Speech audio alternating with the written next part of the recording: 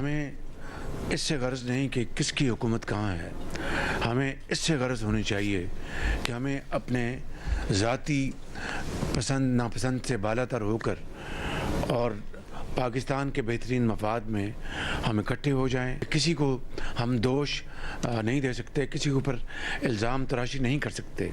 हमें अपने गरेबानों में झांकना है। मैं समझता हूँ कि हमें आज आपकी ज़रूरत है कि आप आगे बढ़ें और ये जो रेंटल जो एक बिज़नेस बन गया पाकिस्तान में, इसका ख़ात्मा करें और सही मानों में एक जेन्युइन इंडस्ट्रियल ग्रोथ हो। वज़ीर आज़म शहबाज शरीफ ने पाकिस्तान की तरक्की में ताजरों से मदद मांग ली। निजकारी शफाफ बनाने की भी यकीन दहानी। कहा कि हुकूमत का काम इंडस्ट्री चलाना नहीं, पॉलिसी देना है। पाकिस्तान तरक्की की दौड़ में पीछे रह गया है, उसे आगे लेकर जाना है। हमें कशकोल को उतारना है। कर्जों के पहाड़ लग गए हैं, हम उसके बोझ तले दब गए हैं।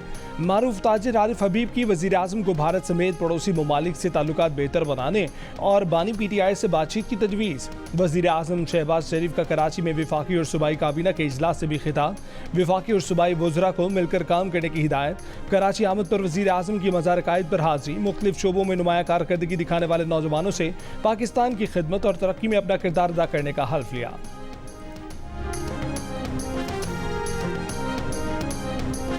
आज वज़ीर आज़म से बानी PTI की रिहाई के हवाले से जो बात की, वही बात आर्मी चीफ से भी कही थी। मारूफ सनतकार और माहिर मईशत आरिफ हबीब की प्रोग्राम आज शाहजेब खानज़दा के साथ में गुफ्तगू। कहा कि आर्मी चीफ ने उन्हें जवाब दिया कि तमाम जमातें साथ हैं, एक ही जमात मुखालिफ समत में है। मैंने माजी में बानी PTI को भी आसिफ अली जरदारी, बिलावल भुट्टो और शहबाज शरीफ को फ़ोन करने का कहा था, लेकिन उन्होंने नहीं सुना। आरिफ हबीब ने मजीद कहा कि शहबाज शरीफ में बहुत अहलियत है, उन्होंने IMF के साथ मामलात हल किए, इत्तेहादी जमातों और नवाज शरीफ के मामलात हल किए। कुछ तो है जिसकी वजह से वो तमाम मामलात हल करने में कामयाब रहे।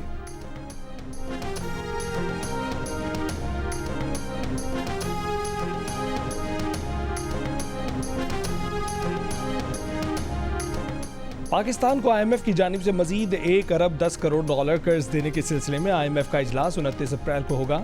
एग्जीक्यूटिव बोर्ड पाकिस्तान को कर्ज के केस की मंजूरी देगा। IMF के वफ्द का अगले हफ्ते पाकिस्तान के दौरे का भी इम्कान। दौरे में नए कर्ज प्रोग्राम के बारे में मुज़ाकरात किए जाएंगे।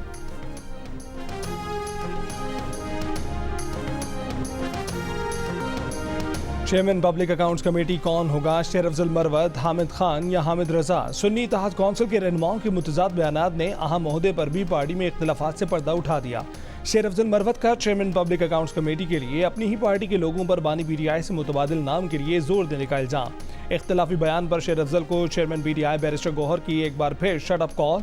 कहा कि शेर अफजल को कह दिया है कि आइंदा ऐसी बातें नहीं करेंगे। पार्टी के अंदरूनी मामलात पर पार्टी में ही बहस होगी। कौमी असम्बली में अपोजिशन लीडर उमर अयूब शेर अफजल मरवत के हक में सामने आ गए। बोले कि बानी PTI ने शेर अफजल मरवत को चेयरमैन PAC नामजद किया। हर जगह बरमला कहा कि शेर अफजल मरवत को ही चेयरमैन PAC होना चाहिए। लतीफ़ खोसा का पहले हामिद खान के हक में बयान, फिर कहा कि उन्होंने तो ये ऐलान किसी से सुना था। सरबराह सुन्नी इत्तेहाद कौंसिल साहबजादा हामिद रजा की PAC चेयरमैनशिप के लिए अपने नाम से मुतल्लिक खबरों की तस्दीक न तरदीद। एक सवाल पर बोले कि ऐसा फैसला हुआ तो वो बानी PTI और पार्टी के शुक्रगुजार होंगे।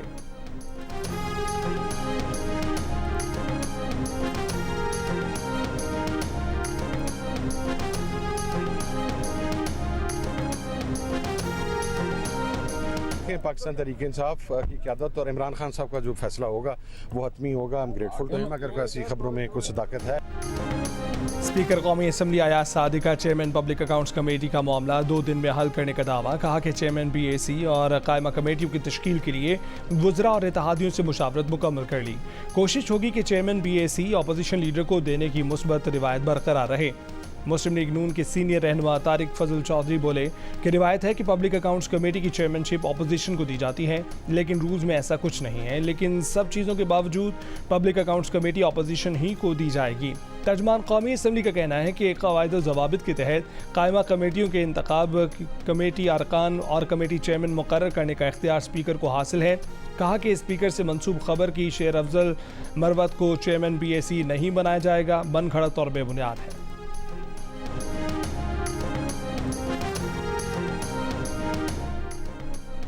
रहनुमा पीटीआई लतीफ़ खोसा ने फिर बानी पीटीआई की जल्द रिहाई की उम्मीद जाहिर कर दी। प्रोग्राम आज शाहजेब खानज़दा के साथ में गुफ्तगू में कहा कि बानी पीटीआई को 190 मिलियन पाउंड केस में किसी हिसाब से भी सज़ा नहीं हो सकती। पीर को उनकी इस केस में जमानत हो जाएगी। साइफर केस कागज़ गुम होने का है, कागज़ गुम होने पर कभी सज़ा नहीं होती। इद्दत केस में भी वो इस हफ्ते या अगले हफ्ते बरी हो जाएंगे। अब अगर कोई केस ले आते हैं तो कुछ कहा नहीं जा सकता। लतीफ़ खोसा ने मजीद कहा कि 190 मिलियन पाउंड केस में काबीना इजलास से पहले ही बरतानिया से पैसे सुप्रीम कोर्ट के अकाउंट में आ चुके थे। नैब और शहजाद अकबर ने कार्रवाई को अपने खाते में डालने की कोशिश की और फिर काबीना से बाद में मंजूरी कराई।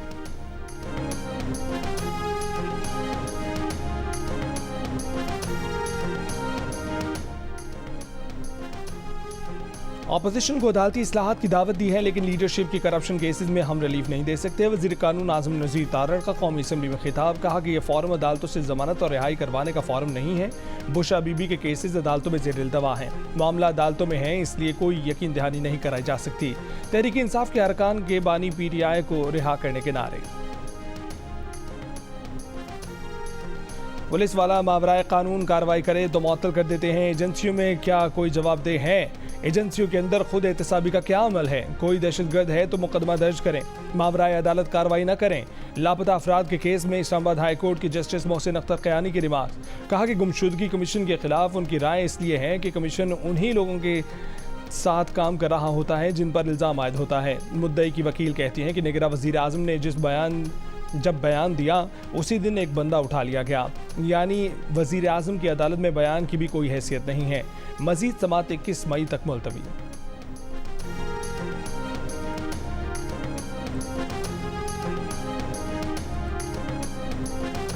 रहनुमा पीपल्स पार्टी फैसल करीम गुंडी ने कहा है कि खैबर पख्तूनख्वा में मखसूस नशिस्तें पीटीआई को किसी सूरत नहीं मिल सकती। हल्फ लेना स्पीकर का काम है। अदालती फैसले के बावजूद स्पीकर से वज़ीर आला गैर कानूनी और गैर आइनी काम करा रहे हैं। इस्लामाबाद में नदीर मौजल चंद के साथ प्रेस कॉन्फ्रेंस करते हुए फैसल करीम गुंडी ने कहा कि पब्लिक अकाउंट्स कमेटी और कश्मीर कमेटी की चेयरमैनशिप अपोजिशन को मिलनी है। अपोजिशन आपस में तय करे कि चेयरमैन किसे बनाना है। फैसल करीम गुंडी ने इस मौके पर कश्मीर कमेटी की चेयरमैनशिप के लिए JUI से मुज़ाकरात की तरदीद की।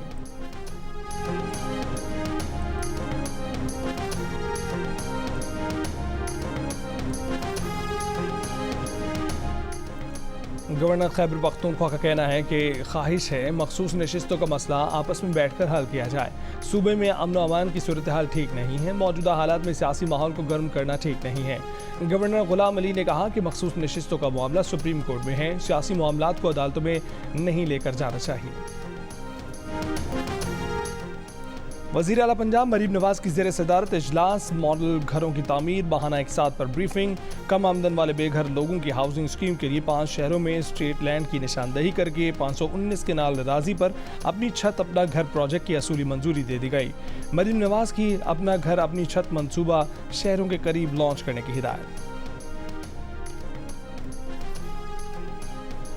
सुप्रीम कोर्ट में मिलिट्री कोर्ट्स के खिलाफ केस के लिए 9 रुकनी लार्जर बेंच बनेगा या 6 रुकनी बेंच ही केस सुनेगा।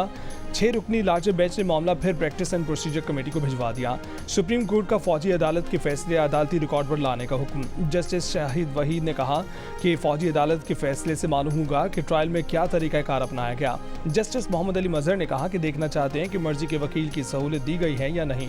जस्टिस अमीनुद्दीन ने कहा कि फौजी अदालतों के फैसले को सुप्रीम कोर्ट के हतमी फैसले से मशरूत कर रखा है। दौरान समाज सहाफ़ी हफीजुल्लाह न्याजी जज्बाती हो गए, कहा कि उनका बेटा हसन न्याजी लापता है।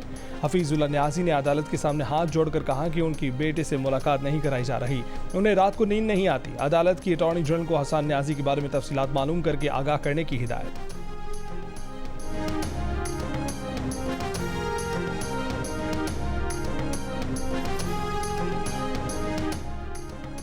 तहरीक इंसाफ का फौरी तौर पर केसेस मिलिट्री कोर्ट से सिविल कोर्ट्स मुंतकिल करने का मुतालबा सेक्रेटरी इत्तलात PTI रऊफ हसन और अली मोहम्मद खान ने प्रेस कॉन्फ्रेंस में कहा कि मुख्तलिफ केसेस में मिलिट्री ट्रायल्स में सोबतों का सामना है।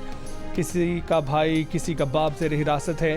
गिरफ्तार कारकुनों के लवाहिकीन हमदर्दी के मुस्तहिक हैं। ये कौम के बच्चे हैं, उनको पाकिस्तान की खिदमत का मौका दिया जाए, दीवार से ना लगाया जाए। वज़ीर आज़म शहबाज शरीफ और चीफ जस्टिस काजी फ़ाइज़ ईसा दोनों कराची के खानों के मद्दाह। कराची में ताजरों से खिताब में वज़ीर आज़म ने कहा कि सऊदी अरब के सरमायाकार पाकिस्तान आने वाले हैं, आप उनको निहारी खिलाएं, कबाब खिलाएं, आपस में बिजनेस बढ़ाएं। चीफ जस्टिस काजी फ़ाइज़ ईसा भी कराची के खानों के मद्दाह निकले। कराची के खानों का जायका आज भी याद। सुप्रीम कोर्ट बार के जोहरानी से खिताब में कहा कि कराची आकर कुछ यादें ताज़ा हो गई। कराची में खाने अच्छे मिलते थे, उस वक्त कचौरी 1 रुपए की मिलती थी।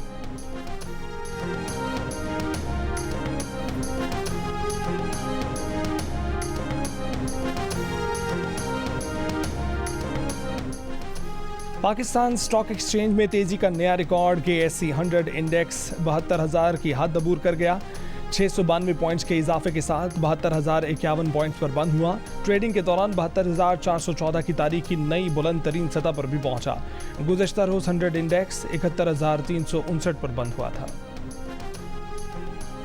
ईरान के सदर डॉक्टर इब्राहिम रईसी पाकिस्तान का दौरा मुकम्मल करके श्रीलंका चले गए। ईरानी सदर के दौरे पाकिस्तान का मुश्तरका एलामी जारी। एलामी में कहा गया है कि दोनों ममालिक ने बाहमी सरहद को पाक ईरान दोस्ती और अमन की सरहद के तौर पर तस्लीम किया। पाकिस्तान और ईरान ने मुस्तकिल बुनियादों पर सियासी और सिक्योरिटी हुक्काम के ताउन पर इत्तफाक किया। बाहमी ताउन का मकसद दहशतगर्दी, मंशियात, स्मगलिंग की रोकथाम है।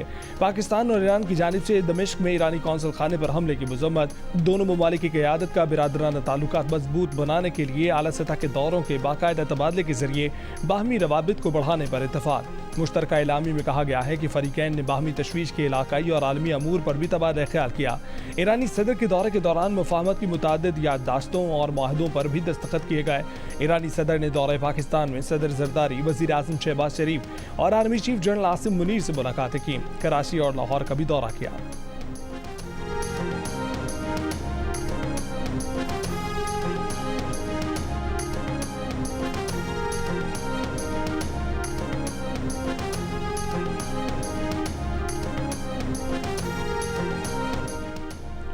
पुलिस ने घोटकी में डाकुओं के हमले के बाद अगवा होने वाले 2 पुलिस एहलकारों और 4 शहरियों को बाजियाब करा लिया। घोटकी के इलाके में डाकुओं ने मुख्तलिफ मकामात पर हमले करके 8 अफराद को अगवा किया था।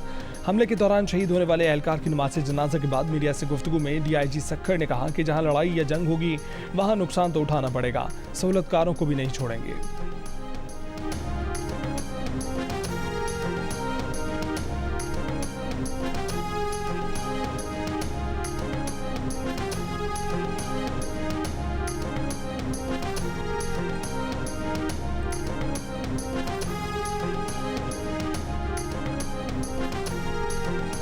चेयरमैन सेनेट यूसुफ रज़ा गिलानी से पाकिस्तान में अमरीकी सफ़ीर डोनाल्ड ब्लूम की मुलाकात। चेयरमैन सेनेट ने कहा कि अमरीका पाकिस्तान का सबसे बड़ा तिजारती शराकतदार है। अमरीकी सफ़ीर डोनाल्ड ब्लूम ने पाकिस्तान की नई इक़्तिसादी टीम को सराहा। पाकिस्तान और IMF के दरमियान जारी ताउन के मज़ीद फ़रोग़ की उम्मीद का इजहार किया।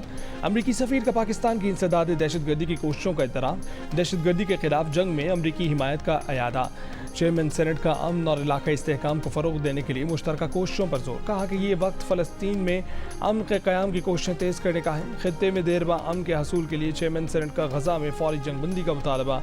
अमरीकी सफ़ीर डोनाल्ड ब्लूम ने चेयरमैन सेनेट के ख़िलाफ़ से इत्तफ़ाक़ किया।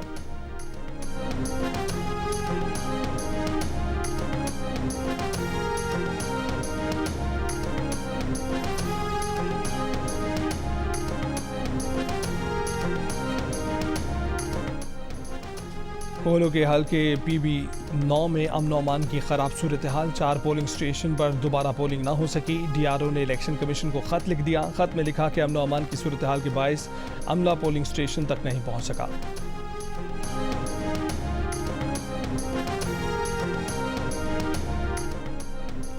मेयर कराची के शहर में ट्रैफिक की रवानी बेहतर करने के लिए हफ्तावार इंसदादी तजावजात ऑपरेशन करने का ऐलान। सदर लाइट हाउस, MA जिना रोड और बोल्टन मार्केट से आगाज होगा। IH चंडीगढ़ रोड, नुमाइश, एम्प्रेस मार्केट और खरदर में भी ऑपरेशन होगा।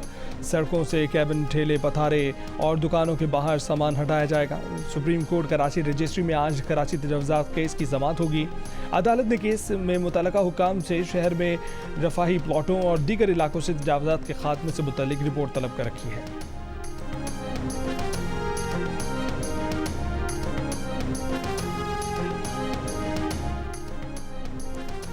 बानी पीटीआई की 190 मिलियन पाउंड रेफरेंस में जमानत की दरखास्त पर इस्लामाबाद हाई कोर्ट में समाअत। प्रोसिक्यूटर अमजद परवेज अदालत में पेश न हुए, नैब की समाअत मुलतवी करने की इस्तदा। कहा कि केस मुकर्रर होने से मुतल्लिक मालूम नहीं हो सका, अमजद परवेज नहीं आए। चीफ जस्टिस आमिर फारूक ने कहा कि आज बानी पीटीआई के वकील के दलाइल सुनेंगे। तफ्तीशी ऑफिसर क्यों मौजूद नहीं, क्या उसके वारंट जारी करें। रिजवान अब्बासी एडवोकेट की अगले हफ्ते तक समाअत मुलतवी करने की इस्तदा। अदालत ने केस की समाअत 30 अप्रैल तक मुलतवी कर दी।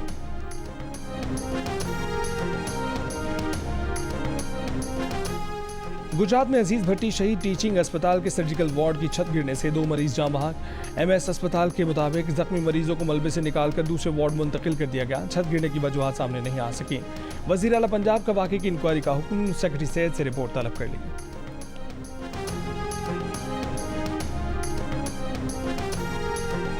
बलूचिस्तान के जिला चमन, तफ्तान और पाकिरान सरहदी इलाकों में बारिश। आज से 27 अप्रैल के दौरान कोयटा ज़ियारत, कोहलो सिब्बी और बारखान समेत बलूचिस्तान के कई जिला में बारिश मतवक्के। नदी नालों में तुग़यानी का खदशा। सूबे के मुख्तलिफ इलाकों में PDMA की इमदादी सरगर्मियाँ। कई इलाकों में बारिशों से सड़कें शदीद मुतासर हुई। कोयटा चमन सेक्शन पर ट्रेन सर्विस बदस्तूर मअतल, बहाली का काम जारी। जनूबी पंजाब में 26 से 28 अप्रैल तक तूफ़ानी बारिशों का इम्कान।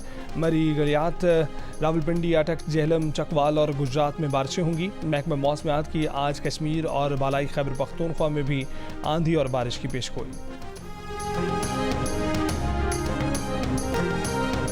इसराइली मज़ालिम के खिलाफ अमरीकी तलबा का एहतजाज कई यूनिवर्सिटियों तक फैल गया। कोलंबिया, येल और न्यूयॉर्क यूनिवर्सिटी के बाद MIT, university of Michigan, Stanford और यूनिवर्सिटी ऑफ कैलिफोर्निया बर्कले के तलबा भी मैदान में आ गए। येल यूनिवर्सिटी में 50 के करीब मुजाहिरीन गिरफ्तार। मिनेसोटा यूनिवर्सिटी में भी फ़लस्तीनियों के हक़ में लगाया गया एहतजाजी कैंप खाली करवा लिया गया। कई तलबा गिरफ्तार।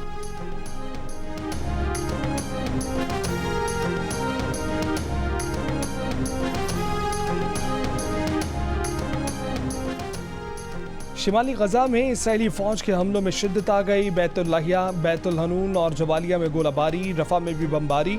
कल से अब तक मजीद 80 फ़लस्तीनी शहीद हो गए। इसराइली फ़ौज की धमकी के बाद बैतुल लाहिया से फ़लस्तीनियों का एक बार फिर बेघरी का सफ़र शुरू हो गया।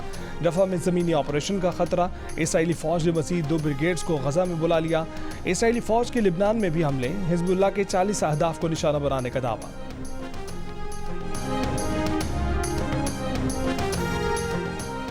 गूगल ने इसराइल के खिलाफ मुजाहरा करने पर मजीद 20 मुलाजमीन को नौकरी से फारिग कर दिया। गूगल अब तक 50 मुलाजमीन को नौकरी से निकाल चुका है। मुलाजमीन का इल्ज़ाम है कि गूगल का इसराइली प्रोजेक्ट निम्बस मसनूई जहानत के जरिए फ़लस्तीनियों के कत्ल में मददगार है।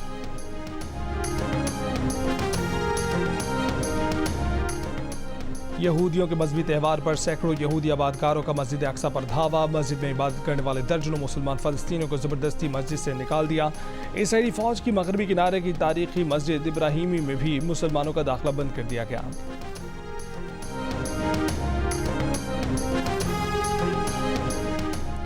पाकिस्तान के कप्तान बाबर आजम सीरीज जीतने के लिए पुरअज़्म। कहा कि मोहम्मद रिजवान फाइटर हैं, वो आयरलैंड के खिलाफ सीरीज तक फिट हो जाएंगे। न्यूजीलैंड के कप्तान माइकल ब्रेसवेल का कहना है कि पाकिस्तान में अच्छी क्रिकेट खेलने और सीखने आए हैं। सीरीज का नतीजा भी अहम होता है, लेकिन इन कंडीशन में अच्छा खेलना चाहते हैं। बाबर आजम क्वालिटी प्लेयर हैं, उन्हें आउट करना आसान नहीं है।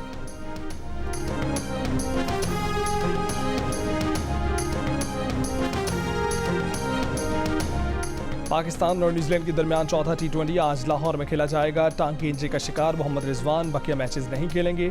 PCB मेडिकल पैनल ने रेडियोलॉजी रिपोर्ट्स पर फैसला किया। इरफान खान को भी आराम देने का फैसला किया गया। मैच देखने के लिए PCB चेयरमैन मोहसिन नकवी की खुसूसी दावत पर 140 बेसहारा बच्चे मैच देखेंगे।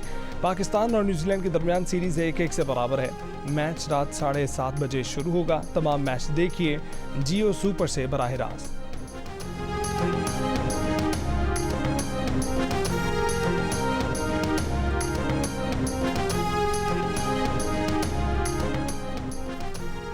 इंटरनेशनल हॉकी फेडरेशन पाकिस्तान में मतवाजी फेडरेशंस का नोटिस ले लिया।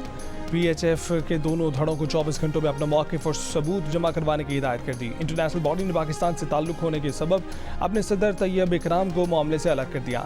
FIH की पाकिस्तान ओलंपिक एसोसिएशन से हुकूमत के साथ मिलकर मसले का हल निकालने की दरख्वास्त। दूसरी जानिब वज़ीर-ए-आज़म यूथ प्रोग्राम के चेयरमैन राना मशहूद ने पहले ही जुमेरात को दोनों फेडरेशन का इस्लामाबाद में इजलास तलब कर रखा है।